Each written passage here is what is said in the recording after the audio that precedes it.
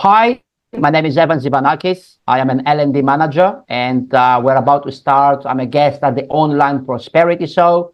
In today's episode, we're going to talk about procrastination and different tips that you can use so you can do more things in your life and execute more and be happier and live better.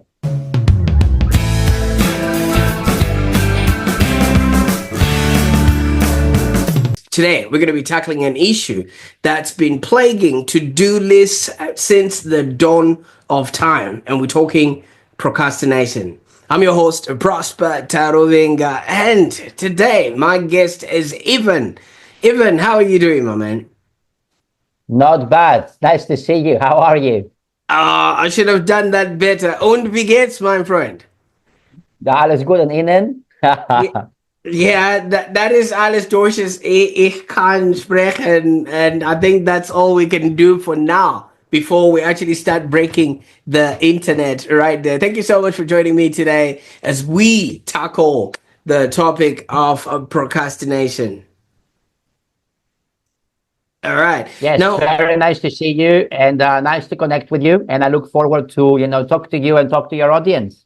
absolutely. Now, you might be wondering why procrastination, why we're talking about it right now. As we record this episode, a lot of us are writing their New Year's resolutions and they want to start off from a clean slate.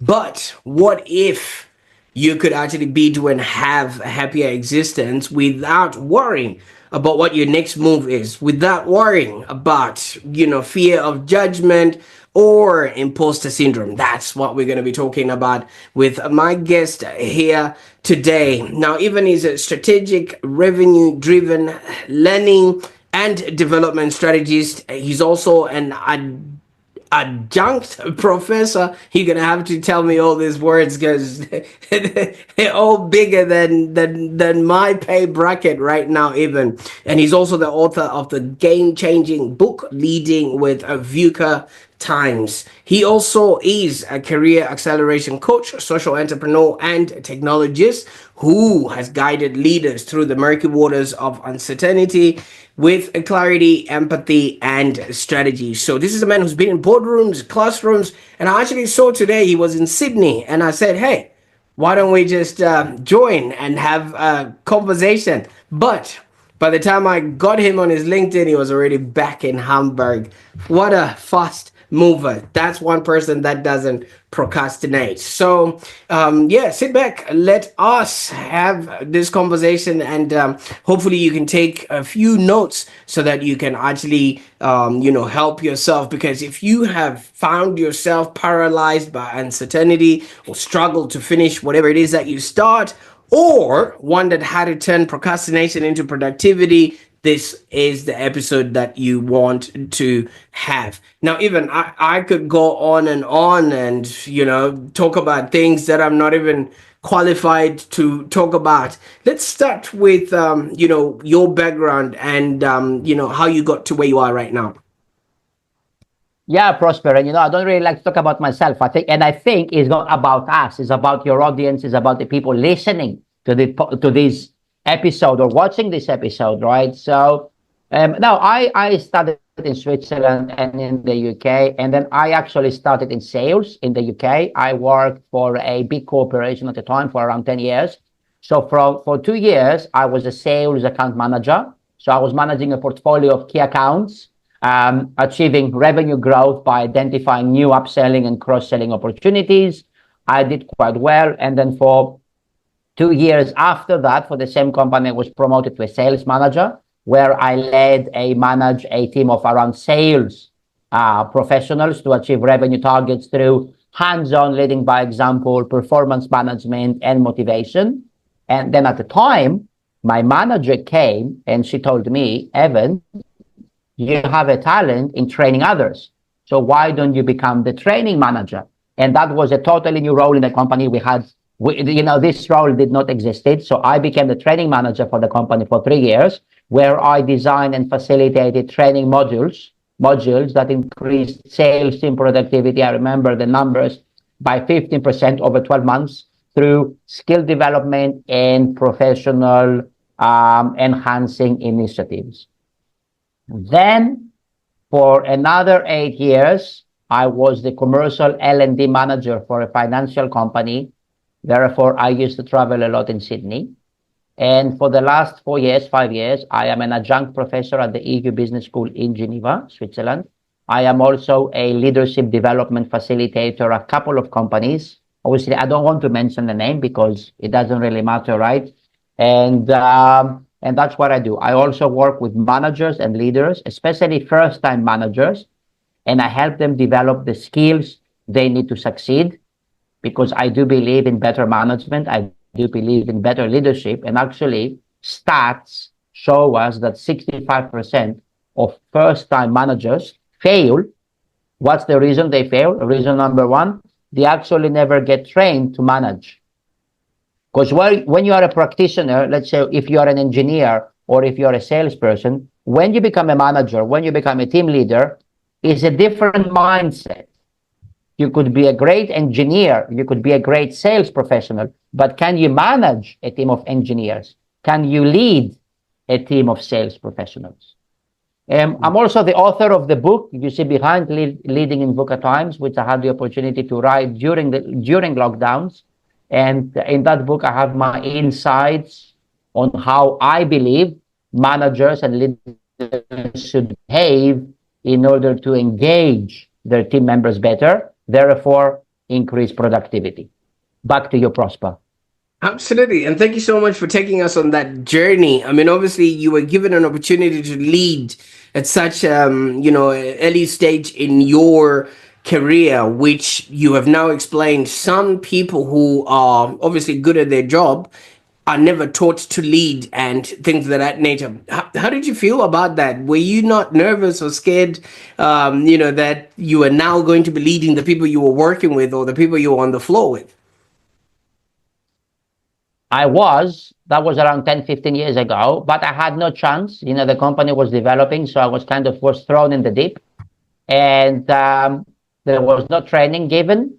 Off you go. There are some new hires, take care of them. I remember that's how I started. And you need to think on your feet. You need to do what you know. And along the way, you learn there are things you do well, there are things you don't do so well, and you learn from your mistakes and you learn from your successes. But I've learned from my mistakes. I used to, sometimes you used to overthink, you used to analyze too much and all that. But, when I started my journey, it was in the UK, it was in London around 15 years ago. I thought, as you said, I was thrown in the deep and I thought I had everything under control.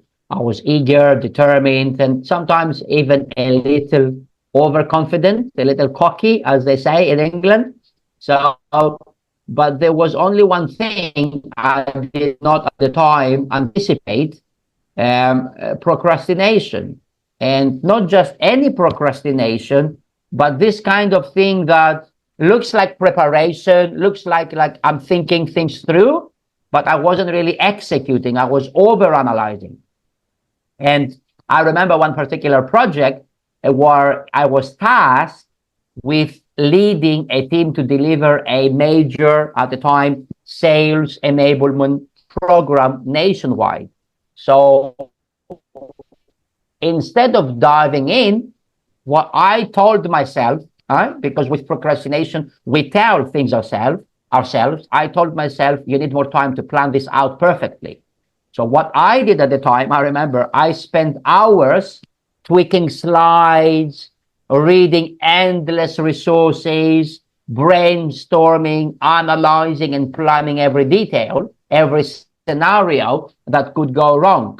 But the actual tasks that I had to do, like talk to my team, engage them, set deadlines, prioritize, do the work, were there sitting untouched on my to-do list. And what happened? Around 10 days later, my manager called me in her office, my boss at the time, and she said, Evan, how is the project coming along? Can you show me some slides? You've been working on it for around 2 weeks, haven't you? And I kind of froze. Like, I realized that while I've been busy, I had nothing to show practical. You know, I hadn't really moved the needle. So I had delayed the hard parts, making decisions, asking for feedback, taking risks, completing tasks. Now, the project eventually got done, but it was rushed, stressful for me and for the team, and nowhere near as impactful as it could have been. So you learn from your mistakes, Prosper, right? Sometimes more from your successes. So what did I learn? I learned a crucial lesson that procrastination is not always about being lazy. Sometimes, as you said, is about fear. Fear of making mistakes, fear of taking the first steps, fear of not being good enough, and fear of failing in front of your team. Back to you. Absolutely. Right. Now, obviously, with the experience that you had, you were given a task, and were there any set procedures or rules that you were given for you to follow, or like you keep saying you were made to dive into the deep end? Because sometimes some leaders may have, like some sort of orders that they give, but maybe those orders are not adequate enough. What was your scenario in this case? No, the scenario was, I was giving some orders, but the scenario pretty much was a blank piece of paper, you know, and it was for me to develop the framework. Mm. But I didn't. I was over analyzing, planning, and what I realized at that young age, and I'm still working on it, by the way. Procrastination is something that you need to work on. I realize, and that often it gets labeled as laziness or lack of discipline. People say, "Oh, you're lazy. You don't do things, or you don't have the discipline." But for many of us, especially in the managerial role or a leadership role, I believe that is much deeper than that. And I think, in my opinion, that people do not see that procrastination can be a mechanism for perfectionism or even imposter syndrome. And in the coaching work I do with managers or executives now, I find that procrastination is often a symptom of overthinking. We delay the tough decisions because sometimes we feel the weight of responsibility and we want to have everything perfect. You know, we don't want to let people down. So we kind of stall, hoping that more time, I don't know, like more time will somehow make the answers clear. It really does, you know, it rarely does. It doesn't do it. So it's not always about putting things off everything. It's selective. And you might be hyper productive in one area while avoiding another. Usually we avoid the areas that feel uncertain or uncomfortable. You see, I like what you're saying, because from that alone, procrastination disguises itself, and it's very difficult to spot, because you might be busy, like you said, but completely not doing the right thing. And I think it was Zig Ziglar that says there's a lot of people that major in minor things. You're completely 24 hours a day just doing something that doesn't even move the needle towards you creating anything of note. Now, let's just maybe talk about the tough stuff. Maybe some people might be fresh in the game, Yeah. or they might have just been given that position. How do you then, maybe you're leading your peers or people that you were working with before, now you're the one that needs to look at their KPIs to start really pushing them and making them work, yet you, before maybe a month or so ago, you guys were playing together football or in the playroom together, but now you're the boss. Yeah. I mean, look, let me give you some tips then to overcome. I don't know, we call it procrastination or putting things off. Um, I suggest number one, you start with the easiest piece. So break tasks into smaller, manageable steps if you feel like the task is big. You know, how do you eat an elephant? So begin with something simple. It creates momentum and make the bigger task feel less daunting. So start with the easiest piece. That's my number one tip to overcome procrastination. Number two, please set deadlines for yourself because no one else will do it.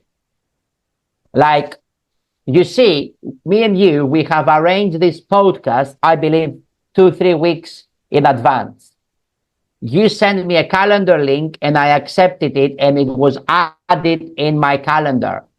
That is my motivation to be on time and to attend. Because if it's not there for me, I will forget it. So please set deadlines for yourself. And if you need, with the role of technology now, put reminders. Synchronize your email on your work laptop with your phone so you don't miss it. So number two, my tip is set deadlines for yourself. Because without a clear time frame, things that we need to do, they tend to magically stretch by themselves indefinitely, right? So set a personal deadline, even if the official deadline is a little bit far off. So if there is something that you need to complete by Thursday, maybe you can set your own deadline to be done by Wednesday. Mm-hmm. The other tip I can give is to practice what I call practice imperfect action. Because perfectionism is the fuel of procrastination. So please allow yourself, and it's a mindset thing, right? Allow yourself to produce a good enough draft, let's say, and refine later. You know, it is better to make progress than wait for perfection. Back to you. Absolutely. And you see, even some people might just think, but I'm not a professor like Evan. I cannot be that organized. You know, I've got kids, I've got a family, I've got, everything that's running towards, that's taking up much of my time. I mean, you've had to coach leaders in high pressure situations, and I can only imagine procrastination is just a silent enemy in those sort of moments. Maybe you can share a story where you actually helped a leader overcome this procrastination with the tactics that you've actually mentioned, because some people might think their situation is different.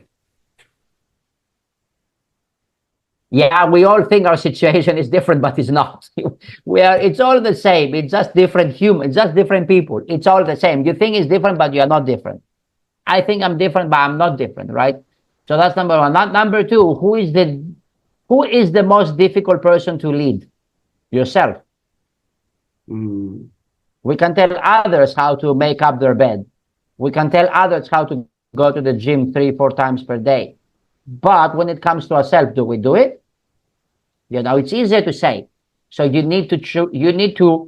I need to push myself even now. After this, I should be going out to do something after our podcast. So I would love to stay in my warm office, but I need to go out to do things, So I remember a story where I actually helped the manager with time management. He was overloaded, family. He was going home frustrated. Everything was a mess. And then I have a clear framework of time management, time coaching. It's a 3 months, around 12 sessions coaching plan. Okay. Where I help the guy. And actually you can see him on LinkedIn because he has put a recommendation for me. He's a director of a non-profit organization in the US. And at the end of the coaching session, he said to me, "You saved my life." Because the coaching plan and help, it wasn't just focusing on, it went out of his work because I helped him prioritize. And really, he said to me, "You saved my life." And one simple advice I can give you, and a simple step, take an A4 piece of paper every day and make a cross in the middle and divide it into 4 quadrants. Okay, very simple. Take a piece of paper, a cross in the middle with a pen, and it will get divided into 4 quadrants. Top left quadrant, write down all the things that you think you should do today. So decide what you're gonna do. Top right corner, next to it, do. Which of those things you need to do yourself? Bottom left, delegate. Which of those things you can delegate or you can postpone for tomorrow if they're not so urgent? And then bottom right, delete. There are some things we actually don't need to do. They're not so important. So it's a very simple practice. It's the Eisenhower matrix. Matrix, yeah. A4 piece of paper, matrix. It's very simple. We don't need to overanalyze. Take an A4 piece of paper every day, every week. I don't know. You can do it micro or macro. Divide it into 4 quadrants. What are the things I need to do today? Or I think what I must do. So decide. Then, next quadrant next to it, do. So decide, do, delegate, delete. And from the decide list, you need to allocate accordingly. Some of the tasks you need to know, right? You will do it. They are a must. Some of the other tasks you can delegate to somebody else, or they are not a must. They can be done tomorrow, and then some of them can be deleted. So start with small steps. Absolutely. Now, obviously, you've introduced the Eisenhower matrix, which basically, you know, if roughly translated is you can't climb the ladder of success with your hands full. All right. Because if you cannot delegate, if you cannot give other people, and some things don't really need to be taking up much of your time, you know what I mean? Like you don't need to be doing all the filing, you know, yourself. Now, a lot of people are usually motivated by some sort of a reward. Okay, you know how when you finish doing a certain activity, you reward yourself with maybe a chocolate or whatever it is that you might want to give yourself. Do you encourage things like that, or does it then create yet another dependency on certain things, because then your body just thinks, if I don't get that reward, then I'm not going to be doing or tackling that task? For me, no, it doesn't work like this, but it might work for you or for somebody else. So you need to know yourself. So you need to know yourself. I mean, if you work like this, if you think this is something that motivates you, yes, go and do it. Let's say you're okay, you know, and what you can do, you can actually use a 2-minute rule. And if you can allow me to explain it, if a task takes less than 2 minutes, if the task take less than 2 minutes to do it immediately. Okay. So why?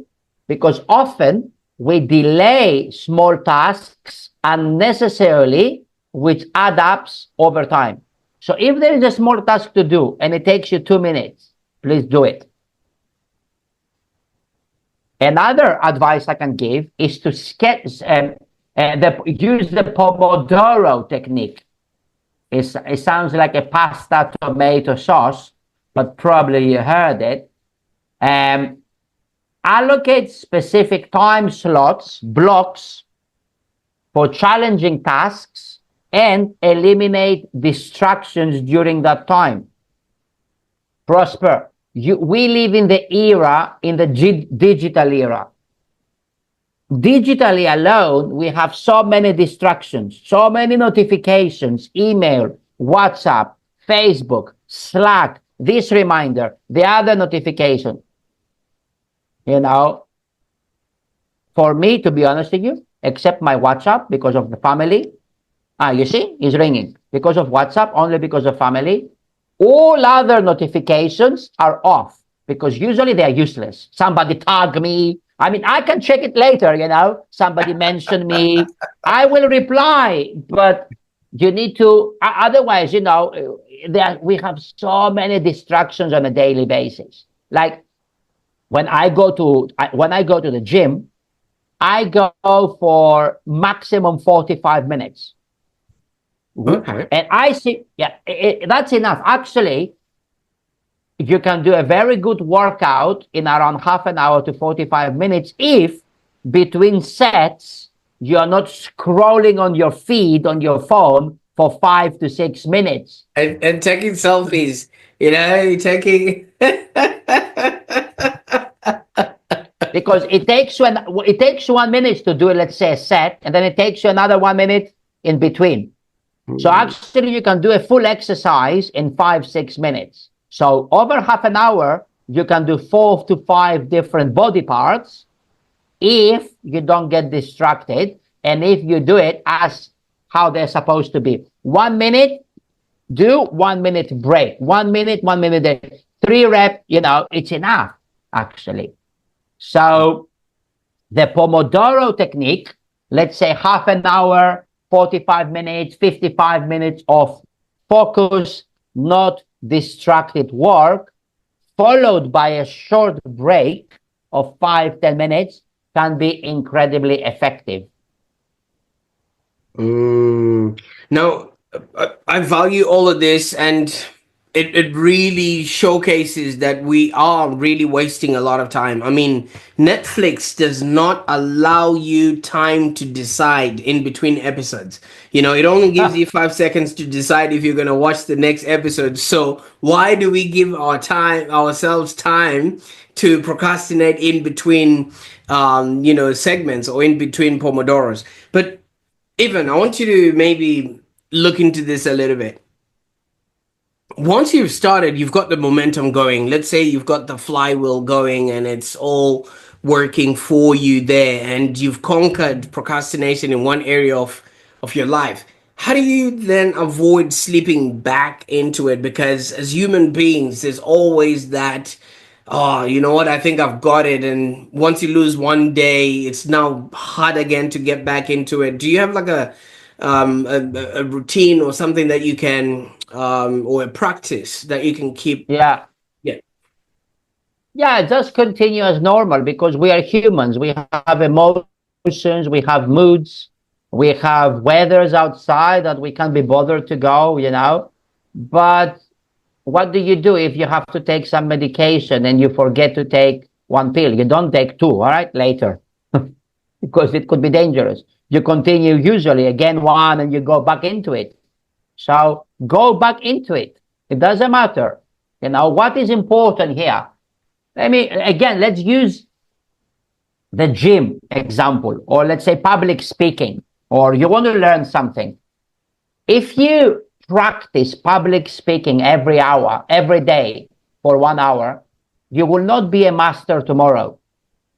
Same thing. If you go to the gym today and you do a really good workout for 1 hour, really good workout for 1 hour, you come back home, you take your t-shirt off, you will see no difference.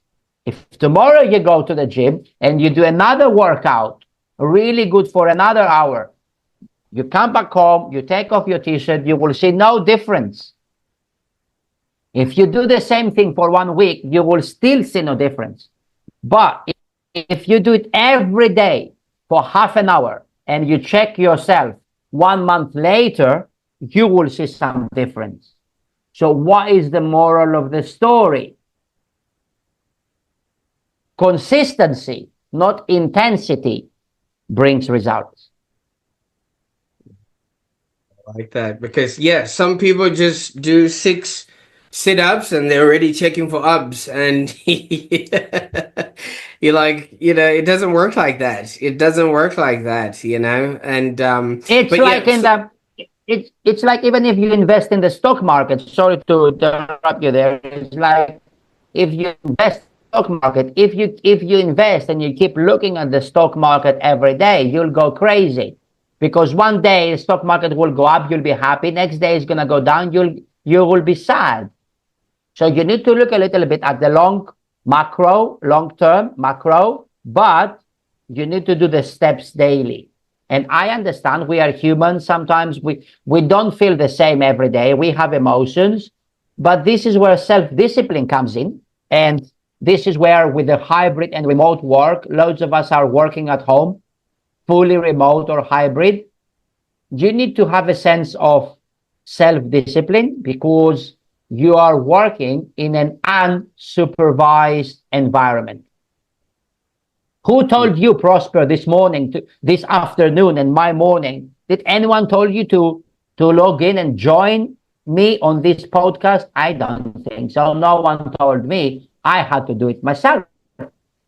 Absolutely. So you gotta have a bigger reason, that pushes you to want to do these things. Otherwise, if you just do it for yourself, it's not gonna work. I mean, obviously, you keep referring to this podcast here, even. Obviously, your time, your effort, your value. Who am I to not show up when I was the one who invited you? You know what I mean? So it's a matter of, if you stop doing it for yourself, I think you actually have a bigger enough reason to show up in the world. Do you maybe think that could be some sort of antidote to that? Because so many people look at themselves first and they're like, oh, I don't feel well today. But if you look at your family, like you said, you look at your WhatsApp, right? And your family says, we want you to come and visit us, or things like that. Then you say, you know what? I got to work hard just so that we can make that happen. Yeah, I Mm, totally resonate with this and what you said there. Sometimes showing up, showing up means go there, do the task. You know what I mean by show up, right? Showing up is actually doing something. Is right. the most important part. Is the most important part. If you show up, you've done most of the work. But how about these days?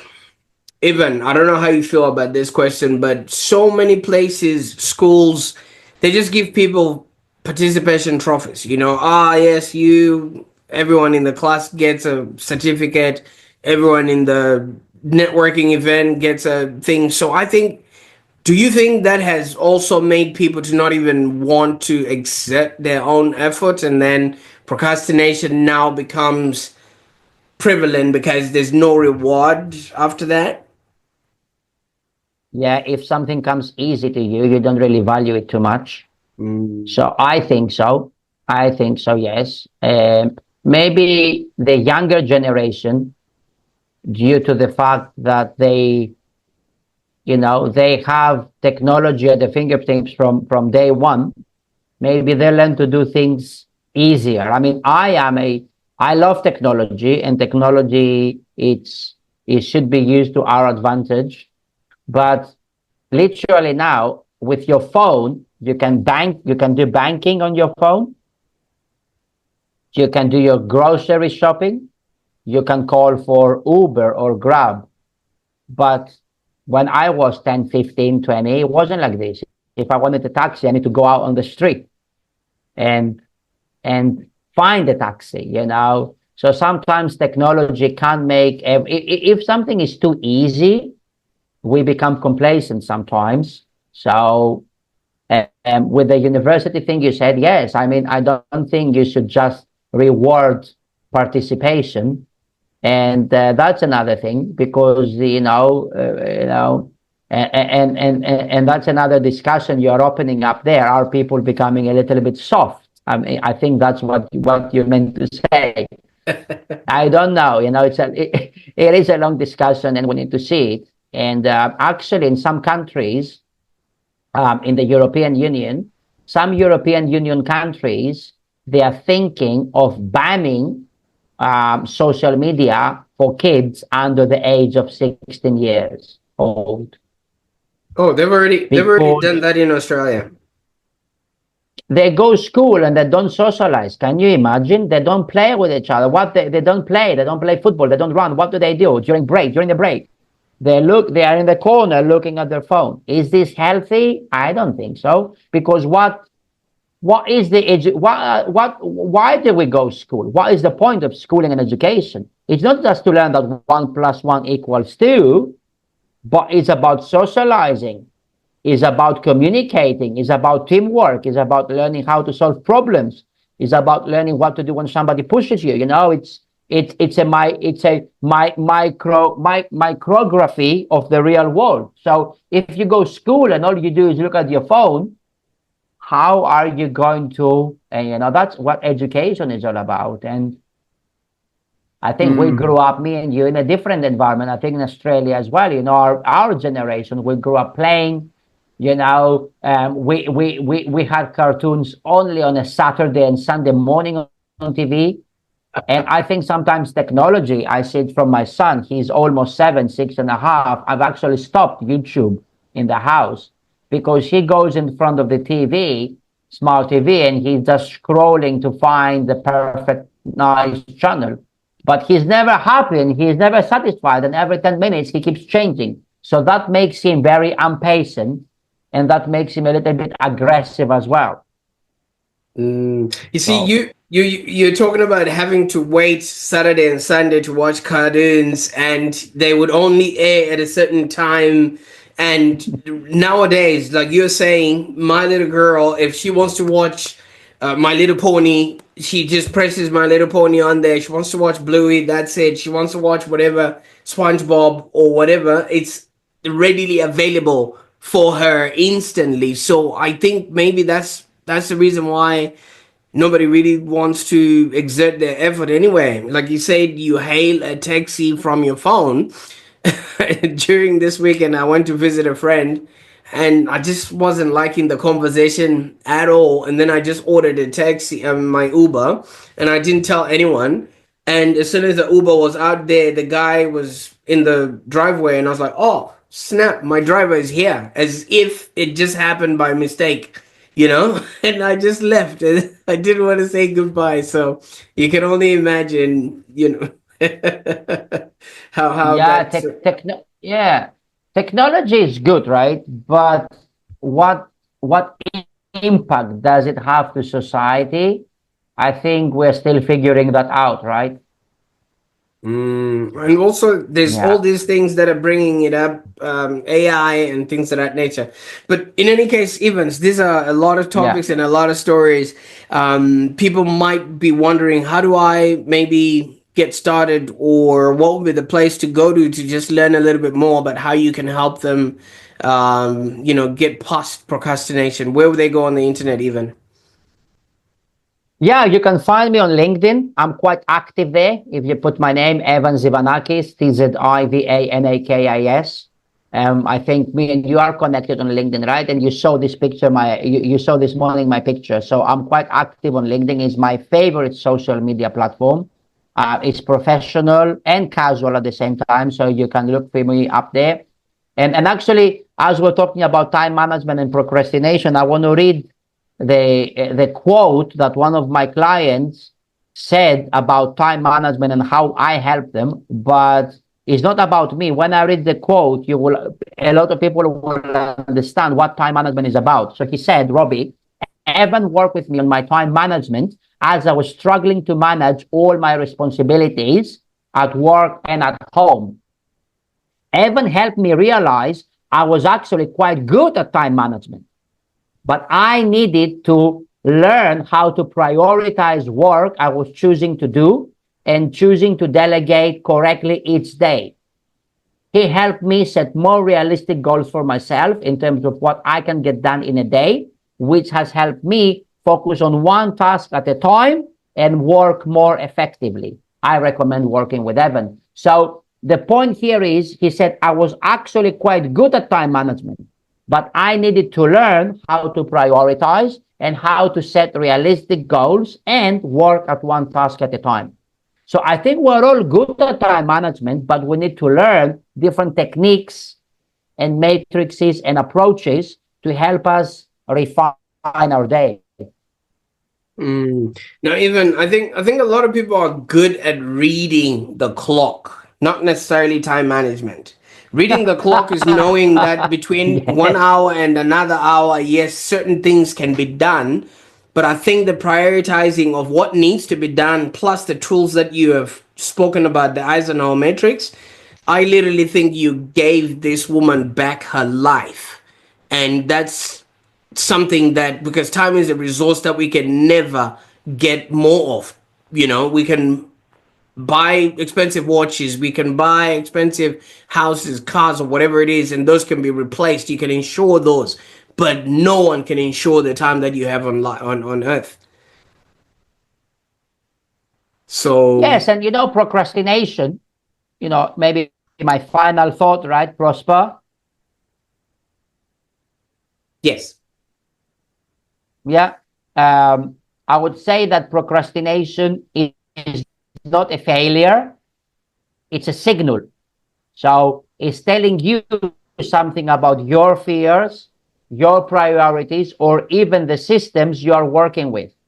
So instead of beating yourself up, get over it, get curious, and ask yourself, why am I avoiding this? What is the real fear here?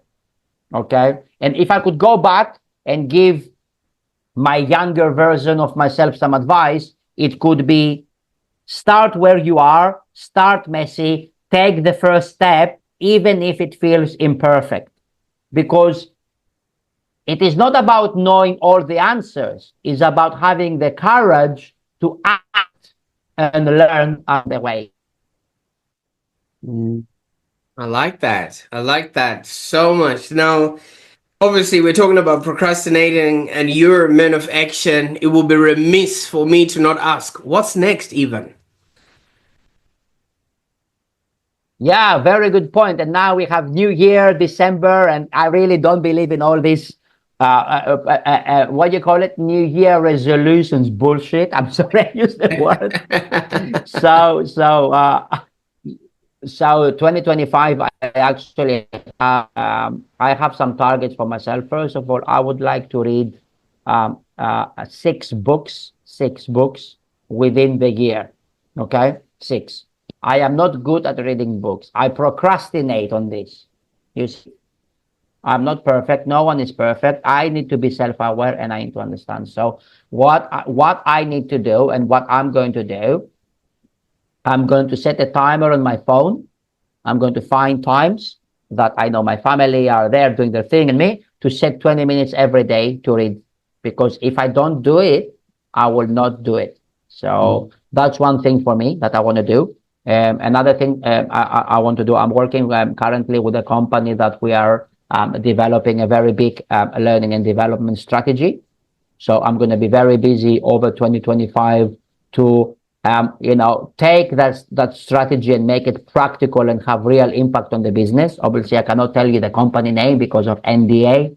Yes, yes, yes. And I'm also looking forward, as of January, for the first semester at my university work, I am delivering 5 courses on leadership and management and career development, different courses. So I'm looking forward to enhance the skills of young, new, upcoming talent, young graduates that have the freshness to go into the market and work. And I really believe this. I really believe in, it's a very meaningful work when you pass your knowledge and when you teach younger people on how to do certain things, because that knowledge is really a motivation for me that I give them. And, hopefully I will help them a little bit, not only in their career journey, but also in their life journey. And, teaching younger people, it's a very meaningful work for me. Absolutely. You're a man of action. You see, you talked about reading. I actually use the Pomodoro method to read, and I try and, put in between my work and everything else, maybe 2 to 3 hours. So each Pomodoro becomes a tally in my journal. And then, Yes. yeah, I just keep going like that. So whenever, if you didn't show up for this meeting or whatever it is, I'll just turn around and then just start reading until the next meeting. So that alone can increase the amount of reading that you can actually do instead of the 20 alone. But even I can't thank you enough, for taking the time and having this conversation with me. I mean, your life story, your experience, and everything else that you bring into the table has so much value. And as you read that testimonial from your client, you're literally giving people back to themselves. And yeah, I can't wait to see what the future holds for you. Yeah, thank you. Likewise. And for you as well. And we can have another call in the near future to talk about a different topic. And, I think at the end of the day, if you are listening to this and you're a manager or a leader, or not only at work, even in the family, leadership starts at home, or you're a community leader. Leadership for me is about service. Mm. And I believe I didn't always show it like this, but if you see leadership as a service to others, you will automatically offer more value, because it's not about you, it's about them. Absolutely. I think there's a statement that says if you want to go far, you go alone, but if you want to go further, you go together. Now, that is beautiful. Wow, if you didn't light a fire in your belly after listening to that, then I think I think there's more issues that you need to get solved there. Yeah, I'm not sure what else will. We've just learned from even, a master of leadership transformation about how to actually outsmart procrastination, turn indecision into action, and use momentum as your secret weapon. But here's the thing: we might be motivated right now or inspired to want more, be more, and have more, but this is not entertainment. Literally, you have to start taking action. Like what Evan says, put a deadline, put a date somewhere in your calendar, in your journal, that certain things that were on your to-do list are going to be tackled. And once you're there, create the Eisenhower matrix so that you can literally decide what you need to delegate, what you need to delete, and what you need to do immediately, and things of that nature. I'll also put the links to Evan's book and also his LinkedIn so that you can connect with him and find out where he is, or keep him accountable on his reading pledge that he made on the show today. Yes, So please. Yes, please. absolutely. I can't wait to see how all this will pan out again. But for those that are watching right now, thank you so much for tuning in. And remember, the future actually belongs to those who act today, not tomorrow. And what I really want you to do right now is to watch the next